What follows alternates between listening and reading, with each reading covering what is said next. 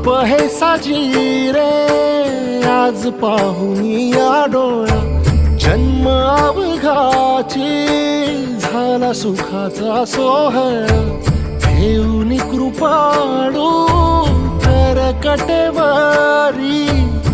चैतन्य सावळे उभे विटेवारी आज माहेरासी आलो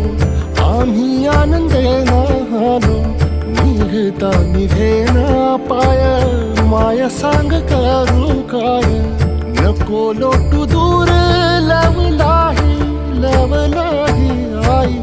मौली विठाई पंढरीच आई